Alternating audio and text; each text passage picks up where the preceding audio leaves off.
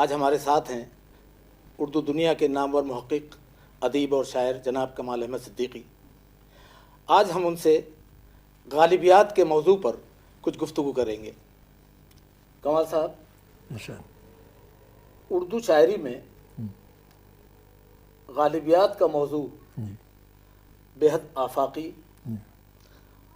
اور ساری دنیا میں پھیلا ہوا موضوع ہے اور کئی نسلوں سے اس پر کام ہو رہا ہے۔ آپ نے غالب کی تمام جہتوں اور تمام تخلیقی کیے جانے والے کام پر بڑی تفصیل سے اور بڑی وسعت نظر کے ساتھ روشنی ڈالی ہے۔ آپ نے بہت کچھ لکھا ہے۔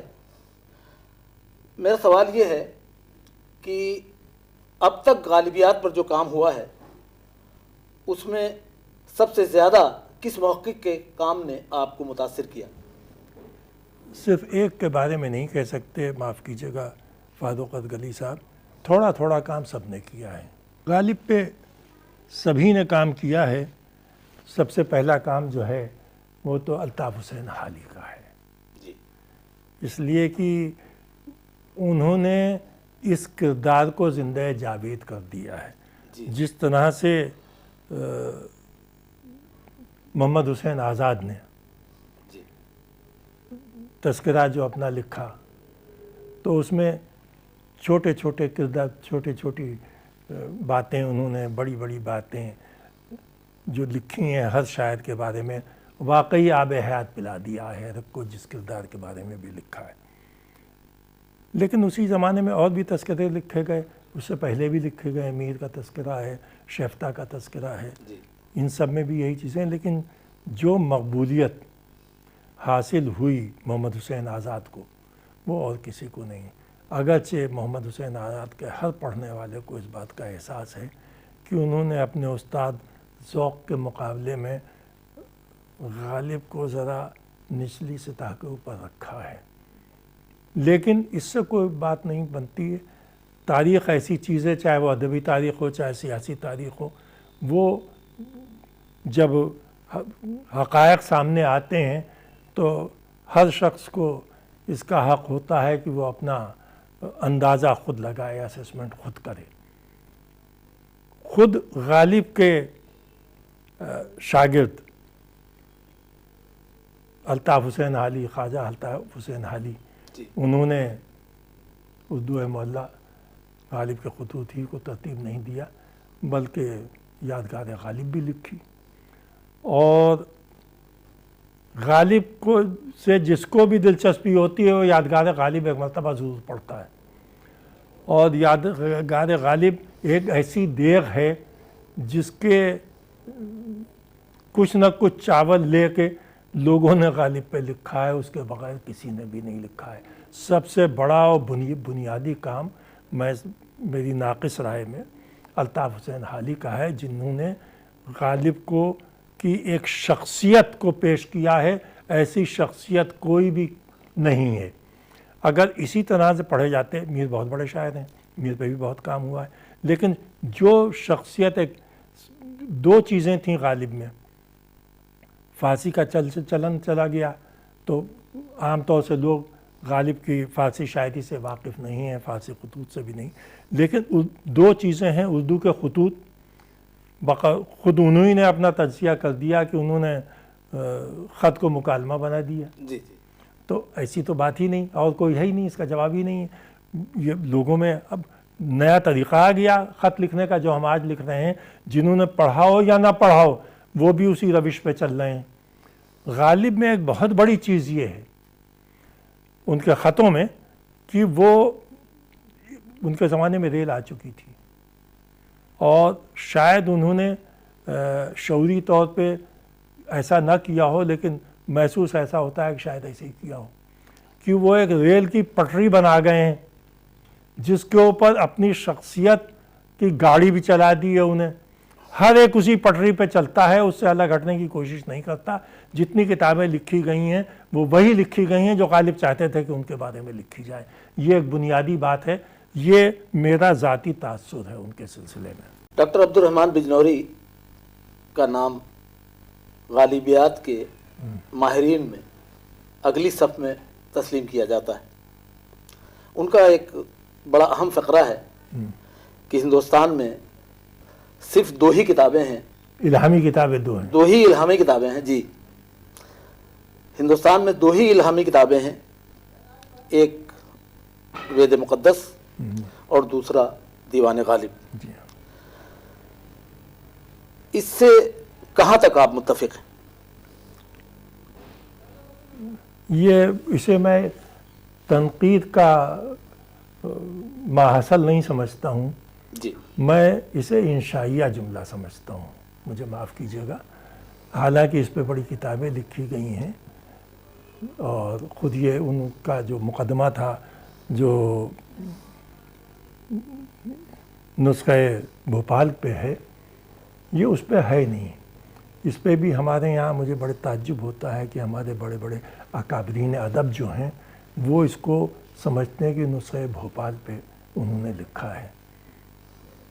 شاید پہلی بار میں نے اس کے بارے میں لکھا اور ایک انٹرنیشنل سیمینار میں غالب انسٹیٹیوٹ کے پڑھا تھا پیپر, اور بعد میں انہوں نے جو اپنے قیام سے کے بعد جو 15-20 سال میں جو ان کے یہاں چیزیں چھپی تھیں ان کا انتخاب چھاپا.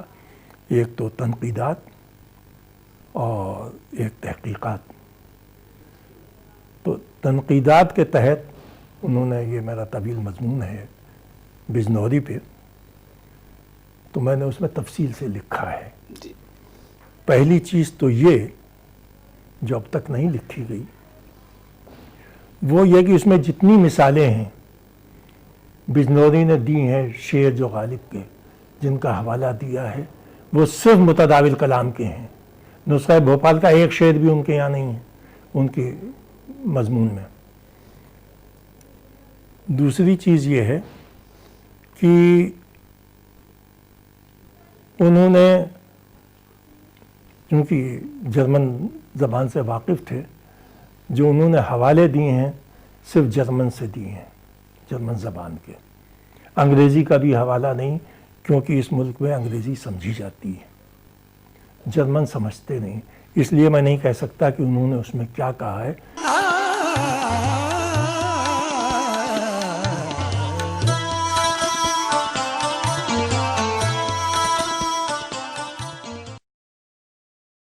میں نے اس پہ بھی اشارہ کیا ہے کہ اس کا ترجمہ دینا چاہیے تھا, معلوم نہیں اس کے اندر کیا کہا ہے.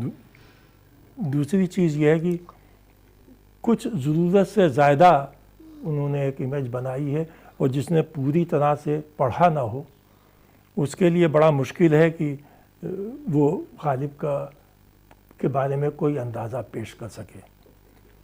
میں نے ایک تجزیہ اور اس میں کیا ہے کہ جن شعروں پہ انہوں نے لیا ہے مثالیں دی ہیں وہ سب وہ شعر ہیں جو یادگار حالی میں حالی نے لکھے ہیں, اور وہ اس کے علاوہ کوئی بات ہی انہوں نے اس میں نہیں کی. پھر ان کا رویہ تحسین کا ہے, ایسی تحسین جس کے بارے میں شاید یہ کہنا زیادتی ہوگی لیکن ایسا ہی ہے. حقیقت یہی ہے کہ پوری طرح سے انہوں نے غالب کو سمجھا نہیں تھا, سوائے اس کے کہ جب وہ ویمر کے بات کرتے ہیں کہ وہ یہاں ہے, وہ بھی اقبال کا شعر ہے. 13 ہم نوا جو غالب پہ ان کی ایک نظم ہے اس میں وہ بات کرتے ہیں اور جرمن شاعر سے گیٹے سے کی بات کرتے ہیں. تو وہی بات ہے, کوئی نئی بات اس میں انہوں نے نہیں کی ہے. میری یہ نہیں سمجھ میں آتا ہے کہ بجنوری پہ اتنا کیوں لکھا گیا ہے. بجنوری ہمارے یہاں ایم اے میں پرسکرائبڈ بھی ہے, وہ ہمارے یہاں پڑھایا جاتا ہے اور اس کے بارے میں پوچھا جاتا ہے. کیسے ہوتا ہے, کیا ہوتا ہے, میری سمجھ میں نہیں آیا یہ. آپ کے خیال میں غالب کے فکری افق جی اور ان کی جہاد کے بارے میں جتنا کچھ کام ہوا ہے, جی ہاں, کیا اس میں مزید کیا جا سکتا ہے؟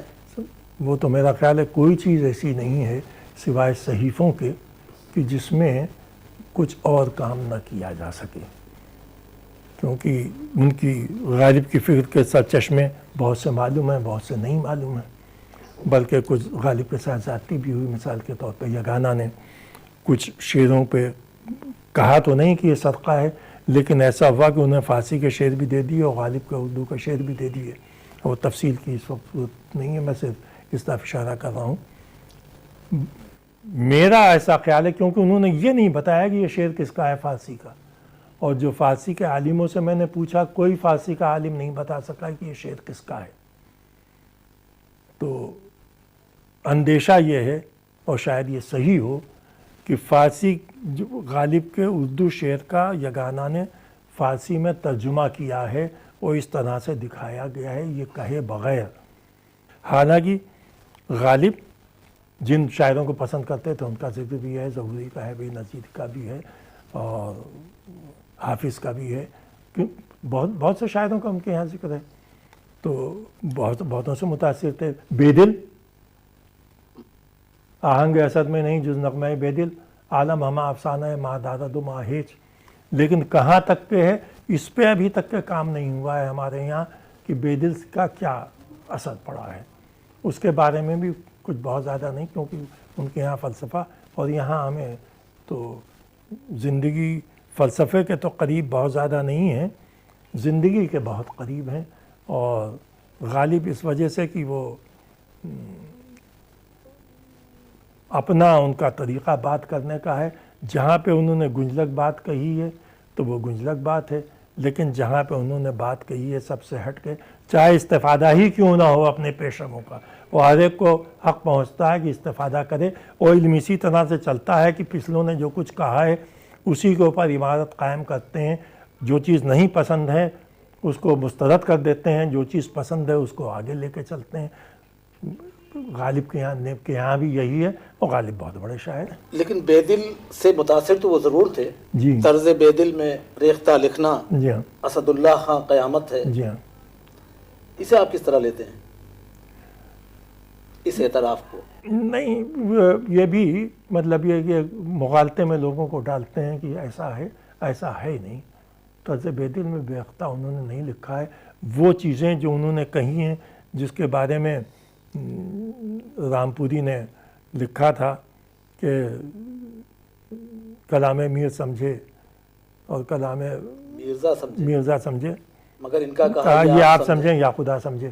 تو اگر وہ معمہ ہے، ایک زمانے میں معمہ بھی شاعری تھی، معمے لکھے ہیں، امیر خسرو نے لکھے ہیں، اگر ان کا کلام ہے، لیکن معمہ تو بہت ہمارے یہاں ہوتا رہا ہے.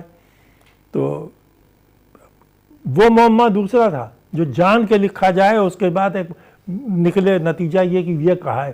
لیکن وہ معمہ جس کو معلوم ہی نہیں ہو اس میں کیا بات کہی گئی ہے، اس کو میں معمہ، مجھے معاف کیجیے گا، میں اس کو معمہ بھی ماننے کو تیار نہیں ہوں. وہ گنجلک شاعری ہے.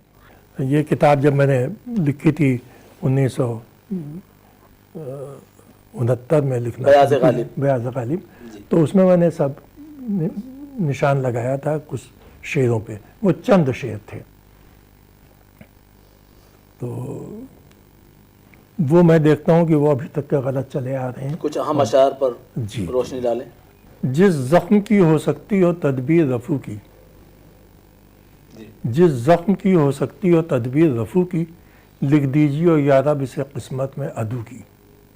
ارغلی صاحب یہ شعر اسی طرح، یہ مطلع اسی طرح سے تمام دواوین میں ہے، آپ کی بھی نظر سے گزرا ہوگا. جی جی. اس کے بعد میں بڑی بحث ہوئی تو میں نے جب اس کو کیا، یہ غلط ہے، دونوں جگہ کی کیسے ہو سکتا ہے اگر آپ اس کی نثر کیجئے. لیکن اب چونکہ دیوان غالب میں ہے اور غالب سے اتنی عقیدت ہے کہ لوگوں کو حفظ ہو گیا ہے، اب غلط حفظ ہو گیا ہے تو غلط حفظ ہو گیا ہے، اسی طرح سے پڑھا جائے گا. حالانکہ کہنے کا مقصد یہ ہے جس زخم کے رفو کی تدبیر ہو سکتی ہو، پیرافریز کیجئے تو یوں ہوتا ہے.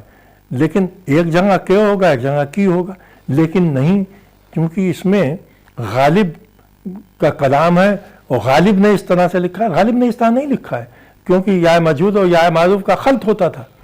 تو اسی طرح سے لوگوں کو یاد ہے، مجھے بھی اسی طرح سے یاد ہے، سب کو اسی. میں نے آج تک کہ کوئی ایسا نہیں ملا جس سے میں نے کہا ہو کہ مطلب پڑھ دیجئے، تو انہوں نے اسی طرح پڑھا.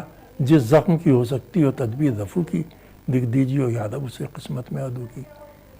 تو غالب کی وہ شاعری جو انہوں نے خود مسترد کر دی، وہ متداول دیوان میں صرف چند شعر نمونے کے طور پہ لکھے، وہ انہوں نے خود بھی لکھا ہے خط میں، تو چند شعر رہنے دیے، باقی انہوں نے مسترد کر دیے، نظری کر دیے. تو جس کو انہوں نے نظری کر دیا تو اس کے اوپر بحث کرنا تحصیل حاصل میں سمجھتا ہوں.